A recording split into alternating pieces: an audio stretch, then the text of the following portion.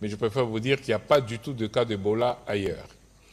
De ces 3 provinces, la province d'Ituri reste celle quasiment 94 à 95% des cas, ils sont tous dans l'Ituri. On a 19 cas dans le nord Kivu et à peu près 3 cas dans le sud Kivu. Alors en Ituri et donc dans les provinces qui sont touchées, au total, nous sommes à 381 cas cumulés. Cela veut dire depuis le début de la riposte, depuis que nous avons commencé à tester, avant même l'annonce du 15, donc tous les cas que nous avons eus avant qu'on a testé, jusqu'à ce jour d'aujourd'hui, nous sommes à 381 cas, donc nous ne sommes pas à 1000 cas comme on disait, nous ne sommes pas à 900 cas, nous sommes à 381 cas. Sur les 381 cas, nous avons 63 personnes qui sont décédées. Alors ça, ce sont 2 chiffres qui sont importants parce que ça nous donne le taux de décès.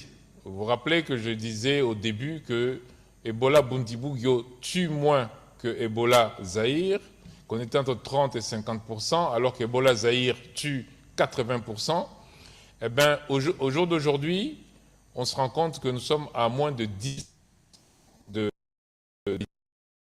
Alors c'est important parce que quand on regarde par exemple la province du Nord Kivu, où on a eu 19 cas, 13 décès, on voit que si on prend en charge rapidement les gens, on diminue sensiblement le taux de décès. Et donc c'est très probablement le fait que ces cas-là ont été pris en retard, qu'ils n'ont pas été communiqués, qu'on a eu autant de décès proportionnellement dans le Nord Kivu. Donc, nous sommes à 381 cas d'Ebola confirmés, nous sommes à 63 cas de décès confirmés d'Ebola.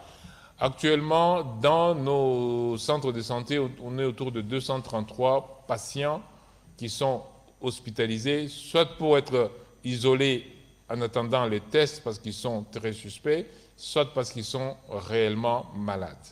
Donc voilà à peu près les chiffres en termes de nombre de provinces touchées et en termes de nombre de personnes touchées.